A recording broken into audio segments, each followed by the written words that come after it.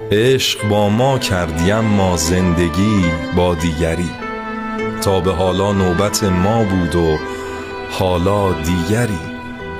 گفته بودی که مرا وقت سفر باید شناخت، عاقبت بار سفر بستی ولی با دیگری.